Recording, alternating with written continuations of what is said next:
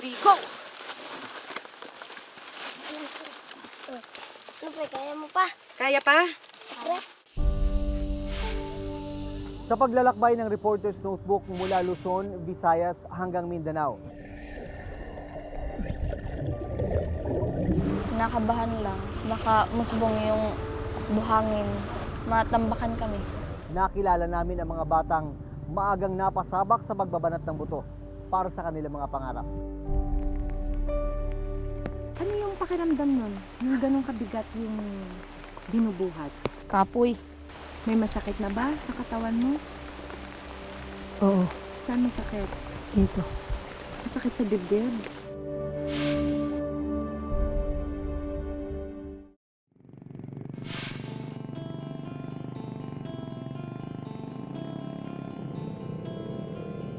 Magsisimula ang aming paglalakbay sa Luzon kung saan nakilala namin ang mga batang mag-aawis na umaakyat sa bundok para mangolekta at magbuhat ng sako-sakong uling. Sa isang bayan sa Quezon, naabutan naming paakyat ng bundok ang magkapatid na sina Marvin, 16 na taong gulang, at Bonbon, 11 taong gulang. Pag-aawis ang tawag sa ginagawa nila. Ito ang paghahakot at pagbababa ng uling mula sa itaas ng bundok. Huwag na! Kasama rin nila sa pag-aawis si Javen, 11 taong gulang. Ano yung mga bit-bit niyo sa likod niyo? Pang sapin po sa likod para hindi masakit. Ilang oras pa lalakarin niyo? Mga 1 oras pa. Habang naglalakad paakyat ng bundok, biglang napigtas ang suot na tsinelas ni Javen. Madalas ka ba mapatulan ng sinelas? Opo. Ba't mo tinatanggal? Mas madali ba? Opo, gawa pong paglalakad po madudulas po. Matapos ang halos 2 oras na pag-akyat, narating na rin ng grupo ang ulingan.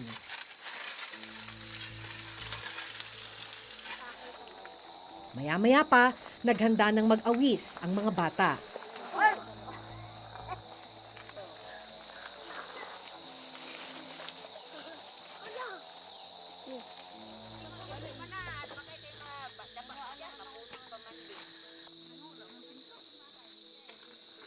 Dahil nagbabadya na ang ulan, nagmamadali na sila pababa ng bundok. At halos hindi ko na sila maabutan.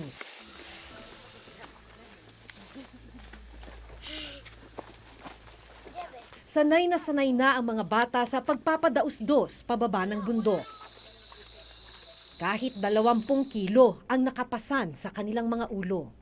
Isang maling hakbang, maaari silang mahulog sa malalim na bangin.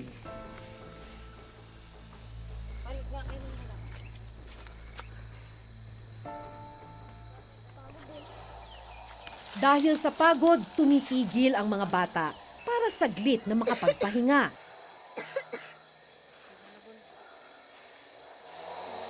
Nakakasakit din sa ano? Bigat din. Susunod na po ano?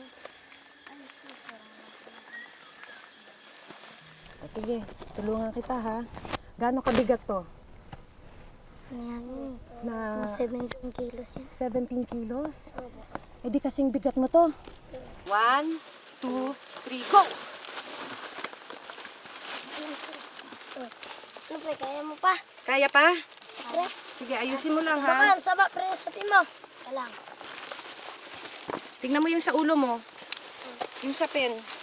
Hindi. Okay? Pre, kalang po. Ano pre? Kalang. Yan.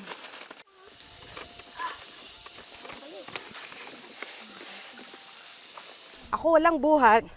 Hinihinga na ako at pinapawisan. Kaya mahirap talaga itong ginagawa ng mga bata eh. E di ang hirap maglakad. Opo. Nang walang tsinelas, Opo, natutusok po ng mga kahoy-kahoy po. kahoy at saka yung mga matatalas na bato. Opo. Sakit na ng ulo ko. Masakit na ulo mo? Lika. Ano na po?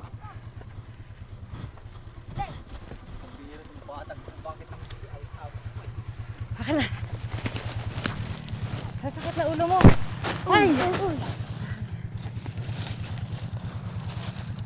Wala pa kayong almusal, ano? Nag-almusal na po ako. Ito lang po ang hindi nagkain. Ikaw, hindi ka pa kumakain? Baka kaya masakit ang ulo mo, wala ka pang kain. Hindi po. Gawa po sa ulo. Buti kinakaya mong magbuhat nang wala pang almusal. Kaya naman po. So paano yan kung masakit na ulo mo? Tutuloy pa ba natin? Tuloy ko po.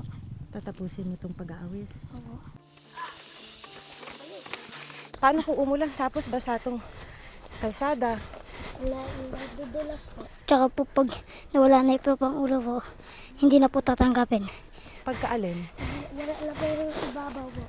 Ah, ganoon? Opo. So kailangan punong-puno siya? Opo. Dahil halos kasing bigat na niya ang pasan na sako ng uling, tila hindi na kinaya ni Javen ang pagbubuhat.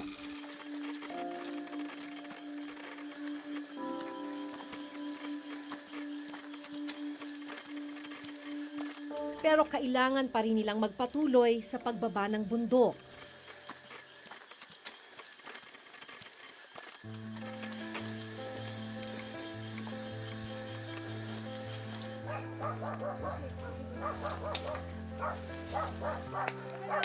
Sa wakas, naabot na rin namin ang bahay ni na Javen. Dito nila ibabagsak ang mga sako ng uling para dalhin ng habal-habal pababa sa bayan.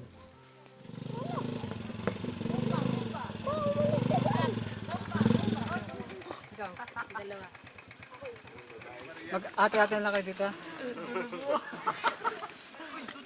Tubigan nito.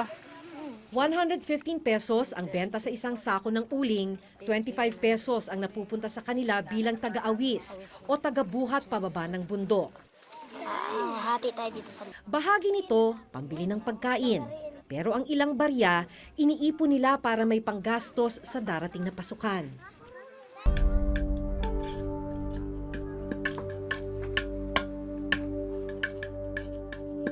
So magkano ngayon yung naipon mo? Bilangin nga natin. 11.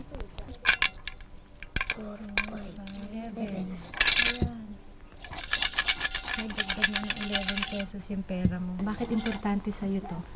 Para po makabili ng gamit. Gamit para saan? Sa eskwelahan po. Tumigil ka na sa pag-aaral. Bakit ka tumigil? Nagkasakit po. Tsaka po walang pumasahe po. Dahil walang pamasahe, tumigil ka muna. Bakit importante sa'yo mag-aral? Para po magkatrabaho. Honor student ka daw noon? First po. First honor? Opo. Anong subject ka pinakamagaling? Mathematics po. Sa math. Pangarap mo? Architect. Tapos, anong gamit yung kailangan mo para makabalik ka na sa eskwela? Notebook po. Sa kanyang murang edad, kapakanan na ng mga mahal niya sa buhay ang iniintindi ni Javen. Handa raw niyang tiisin ang bawat sakit ng katawan, makakain lang ang pamilya. Naiiyak ka ba minsan? Opo, naiingit po.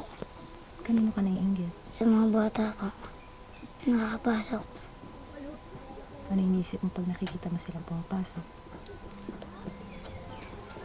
Sana din rin po ako kasama nila.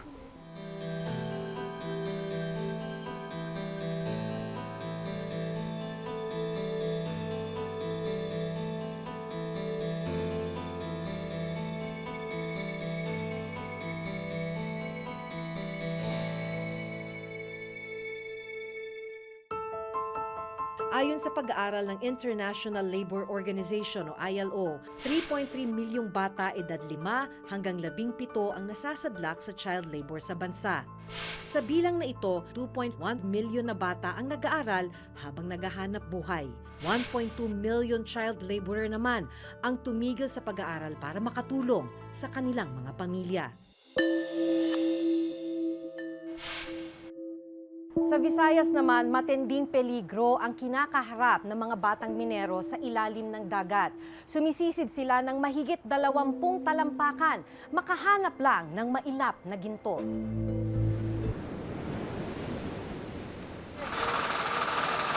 Sa pampang ng dagat, naabutan ko si Michelle habang hinihila ang sala-salabat na kawad ng hose na konektado sa isang kompresor. Ilang taon ka nung nagsimula ka nito? 9 years old. Bakit ang bata-bata mo pa nun? Bakit mo piniling sumisid? Gusto kong sumisid sa ilalim ng dagat para magkaroon ng pera, kahit ng bigas. Kasama ni Michelle sa pagsisid ang mga kapatid na sina Manilyn, 12 taong gulang, at si Dodong, 22 taong gulang. Minana na nila sa kanilang mga magulang na sina Mang Marlon at Aling Charlie ang ganitong hanap buhay. Suot ang gawa-gawang goggles at kagatang hose na magbibigay sa kanila ng hangin mula sa kompresor. Lumusong na sa dagat ang magkakapatid.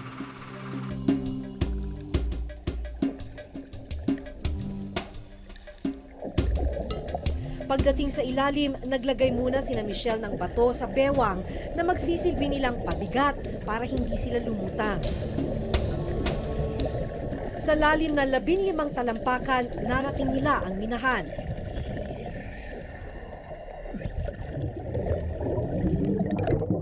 Ilang sandali pa, nagsimula ng magpala ng buhangin sa ilalim ng dagat sina Michelle. Nagbabaka sakaling may makuha silang ginto.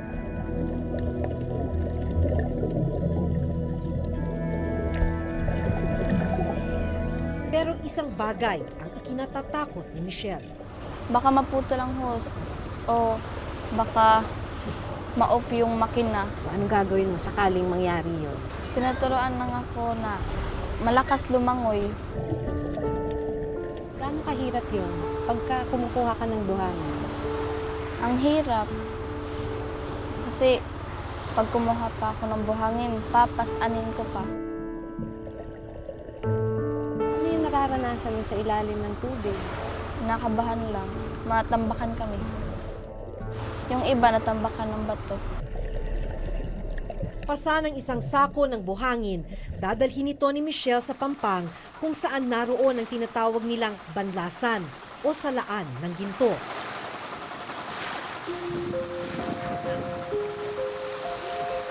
Paulit-ulit itong gagawin ni na Michelle sa loob ng 4 na oras para makaipon ng mas maraming ginto. Pero may mga pagkakataon daw na kailangan nilang lumiban sa klase para magmina. Imbes na first pa ako, masikan na lang kasi umabsent. Kung may gusto kang mangyari para sa pamilya mo, ano yun? Makaahon sa kahirapan para hindi na ako maka-absent sa school.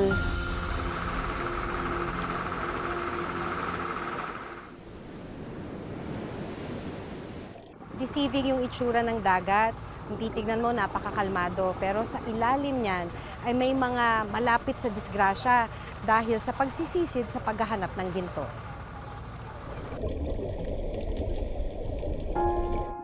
Isip niyo po ba na sana ay hindi sila sa ganitong trabaho? Oo. Ano po yun? Gusto ko na hindi sila magaya sa akin. Magtrabaho doon sa ilalim ng dagat. Dahil delikado eh. Mabuti pa, dito na lang sa baybay magbanlas.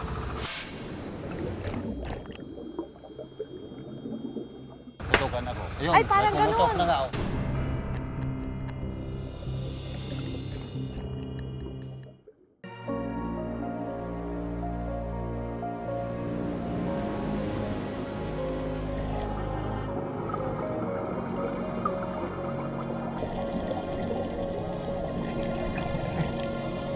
Nakasalalay ang buhay ng mga sumisisid sa mga salasalabit na mga host na ito. Alam nila na sa bawat sisid nila, walang katiyakan na aahon sila ng ligtas. Ano ho ba yung pwedeng mangyari dun sa ginagamit ninyong host? Halimbawa, yung makina pag naubusan ng diesel, papatay siya, ganun. Ay kahapon nga, sumabog to eh. Minsan kasi pag magandang panahon, tulad nito tag-araw, medyo ang klima naman ng dagat, medyo mainit siya. Kaya kami minsan sumisisid kami ng alas 8, minsan umaahon kami alas 12:30. O bakit puputok? Putukan ako. Ayun, Ay, parang pumutok ganun. na nga ako. Pumutok! Oo, ayun. Natuklasan na host ni na Dodong ang pumutok. Maingat na hinila ng inang si Aling Charlie ang host ng anak.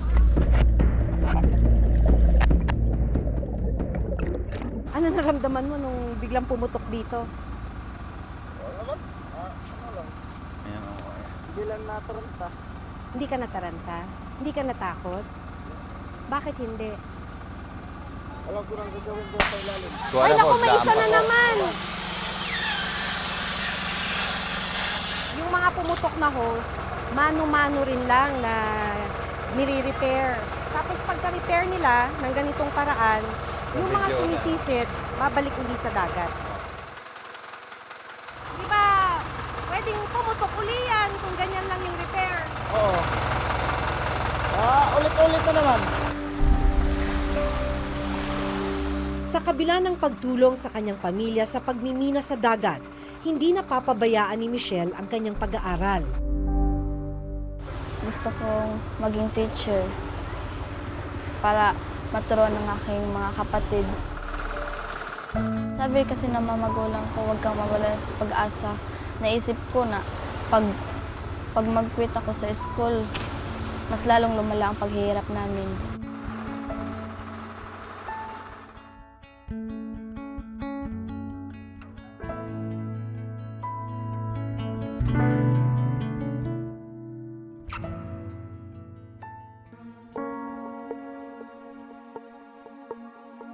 At sa Mindanao kung saan matatagpuan ang pinakamataas na bilang ng child laborer at pinakamahirap na kabataan sa bansa, nakilala namin ang mga kabataang nagtratrabaho sa palm oil plantation.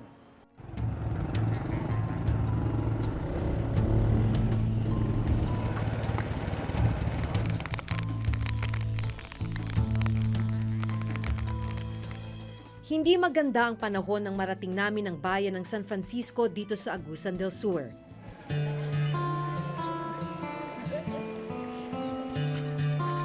Naabutan naming bitbit ni Christian ang isang malaking basket sa kanyang likuran. Gaya ng maraming taga rito, pangunguha ng bunga ng palm tree ang pangunahing kabuhayan ng pamilya ng 13 taong gulang na bata. Malayo pa ba tayo? Layo pa. Kasama ni Christian ang kanyang ama na si Mang Emil sa pangunguha ng bunga. Mahigit 1 oras ang lalakarin namin bago marating ang bahagi ng bundok kung saan nakatanim ang mga palm tree. So pag ganito hong maulan, konti lang talagang makukuha ninyo. Kunti lang. Pero pag bumabagyo, wala. Wala.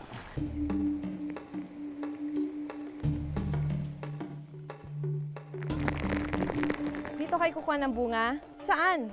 Ito sa baba? Anong kulay? Ula. So ito yung tinatawag nila aloy. Bali ginagamit nila to na pangsungkit ng bunga. So hindi ho biro to no? Delikado. Delikado. May mga na-aksidente na rito. No.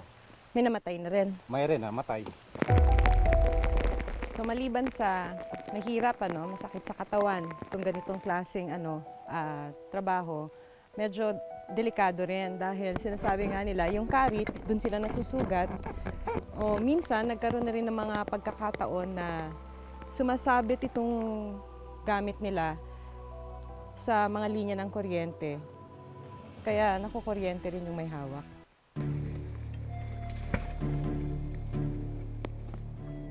Si Christian kaagad hinanap ang mga bumagsak na bugkos ng bunga ng palm tree.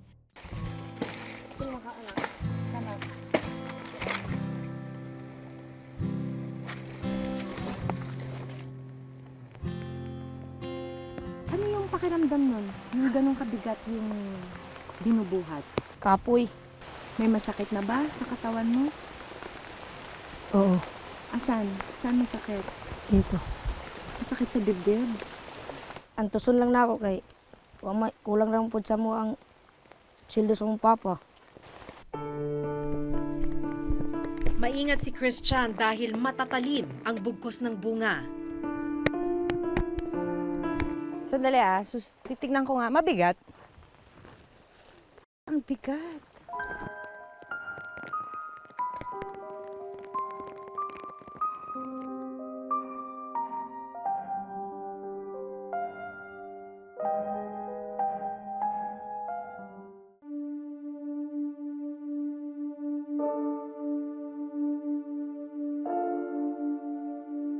Ayon sa Philippine Statistics Authority, sa kabuang bilang na 3.3 milyong child laborer sa bansa. 61.9% o mahigit 2 bilyong bata ang nasasadlak sa hazardous o mapanganib na uri ng trabaho. Target ng pamahalaan na mabawasan ng 630,000 ang bilang ng child laborer sa bansa sa taong 2022. Sa pinakahuling datos ng Philippine Statistics Authority, 3 ang mga bata sa mga pinakamahirap na sektor sa ating lipunan. Karapatang magkaroon ng dekalidad na edukasyon, malayo sa anumang uri ng mabigat na hanap buhay at magkaroon ng mga pangunahing pangangailangan. Ilan lang sa mga karapatang dapat na maibigay sa mga bata. Pero ang malungkot, marami pa rin ang hindi nakakaranas nito. Hanggang sa susunod na Huwebes, ako si Jun Veneracion. Ako si Maki Pulido at ito ang nakatala sa aming Reporter's Reporter's Notebook. Notebook.